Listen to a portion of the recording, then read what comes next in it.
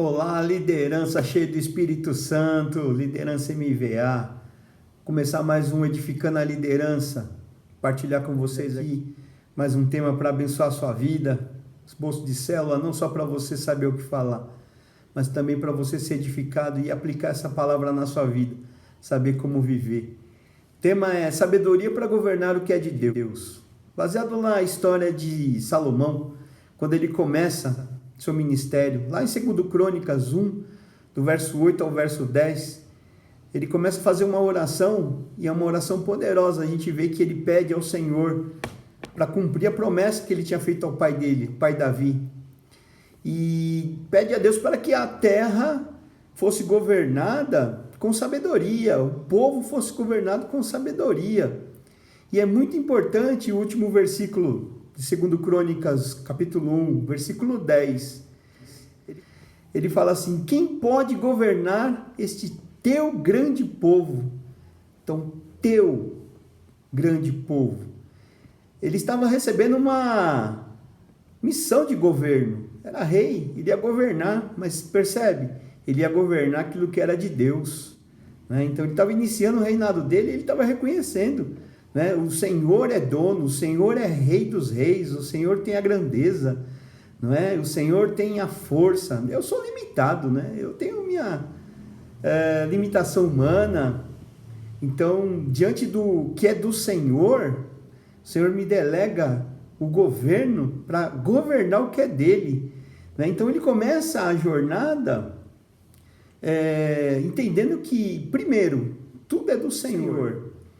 E que ele precisava da sabedoria do alto para governar aquilo que é do Senhor, não é? Então, eu não estou falando aqui, nesse pequeno comentário aqui de introdução, que nós estamos falando de poder. Esse governo, né, não é poder, né? Não é governar sobre poder, mas governar sobre a dependência de Deus, né? Então, esse ponto aqui é o primeiro e é o mais importante, né?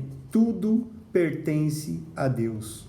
Na oração de Salomão, ele traz esse princípio verdadeiro na expressão da sua fala, né? Quando ele diz: o teu povo, que o Senhor está me levantando para governar. Então, tudo é do Senhor. Você crê nisso? Agora pense, o Senhor, ele tem o governo sobre tudo e sobre todos. Nós devemos restabelecer, fortalecer essa consciência de que tudo pertence a Deus, tudo na nossa vida. Ele disse: o povo que te pertence, o teu povo. Mas pensa comigo, de quem é a família? De quem é os dons? De quem é os recursos? De quem é o dinheiro? De quem é a sua própria vida? Então, tudo pertence a Deus. Romanos 11:36 fala: porque dele e por ele e por meio dele são todas as coisas. Então nós precisamos entender: Deus é dono de tudo, da sua vida, da sua família, dos seus dons, dos seus bens. Nós não temos nada, tudo é dele, e ele nos dá um envio para governar aquilo que é dele, administrar. Na verdade, nós somos apenas mordomos.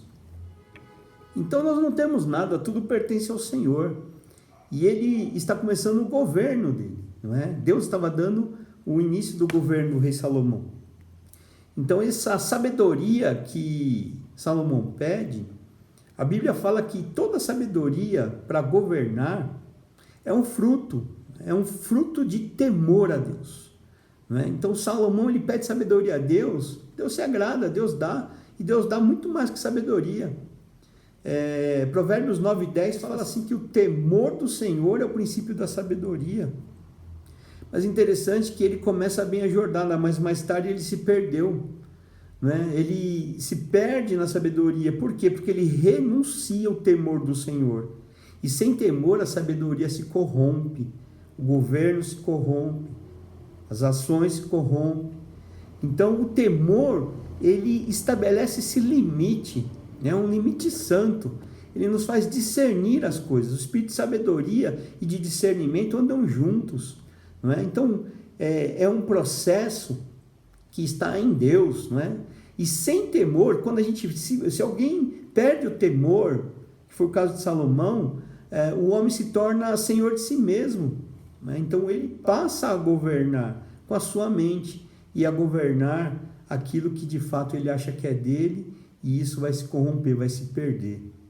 Quero fazer uma pergunta para você aí, líder, para você aí, meu irmão. Como você tem governado aquilo que Deus colocou sobre a sua responsabilidade? Tudo é dele. Então, nós precisamos refletir nessa palavra. Nós temos buscado a sabedoria em oração, em comunhão com o Espírito Santo, que nos ensina todas as coisas.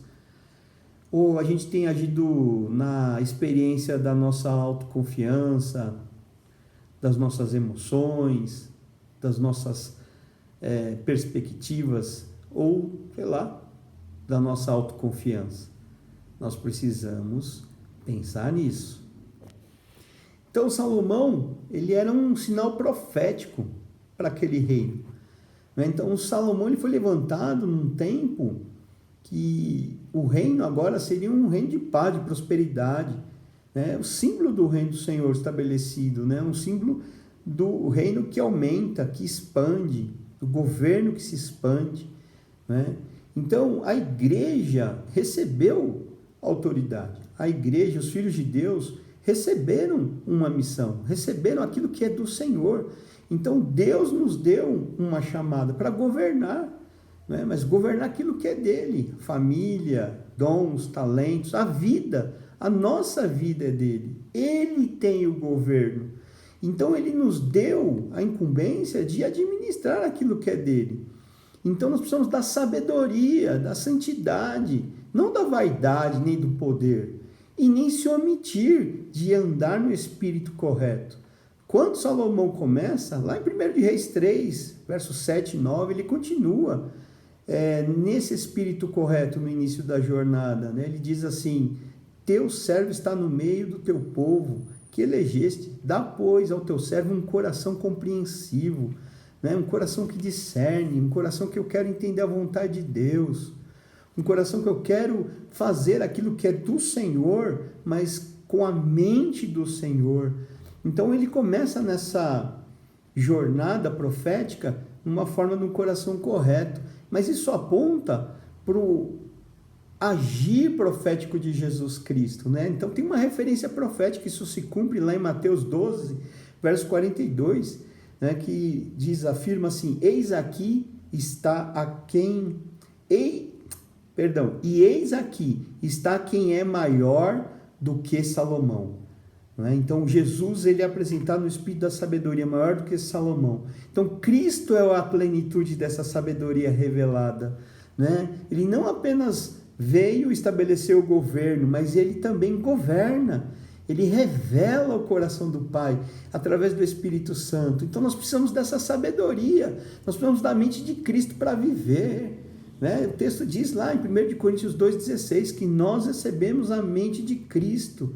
Então é impossível viver nesses dias o cristianismo sem a mente de Cristo. Por quê? Porque o mundo quer secularizar nossa mente. O mundo quer colocar a sabedoria que é do mundo, o conhecimento que é do mundo. Nós estamos vivendo uma era de conhecimento. As pessoas sabem de muitas coisas, têm acesso à informação. As pessoas têm acesso à tecnologia. Então, muitas coisas trouxeram facilidade, mas a Bíblia fala que nós precisamos ter a mente de Cristo. E esses últimos tempos, sem ter a mente de Cristo, o espírito da sabedoria, será quase impossível viver o verdadeiro cristianismo. Então, Cristo é a plenitude dessa sabedoria. Nós precisamos restaurar esse temor do Senhor, que é o princípio, Então, essa intimidade com Deus é para liderar com a mente de Cristo. Guarda essa frase. Nós precisamos da mente de Cristo. Nós precisamos restaurar isso, a intimidade com Deus, temor de Deus, que é o princípio da sabedoria, e viver com a mente de Cristo, restaurar a mente de Cristo para viver, para governar o quê? Seja suas finanças, governe com a mente de Cristo. Na sua vida, governe com a mente de Cristo. Tenha a mente de Cristo. a sabedoria de Cristo, a plenitude da sabedoria de Cristo na sua vida, para educar os seus filhos, para conduzir até o seu propósito de conquista. A gente precisa desejar o que Cristo, com sabedoria, nos leva a encontrar aquilo que está preparado. Então, é um tempo de reflexão, de voltar para o Senhor, para se encher do Senhor, se encher do Espírito Santo, se encher da mente de Cristo e deixar que o governo de Cristo tome a nossa mente, as nossas decisões. Então, qual área da sua vida você precisa entregar novamente ao governo de Deus? Pense nisso.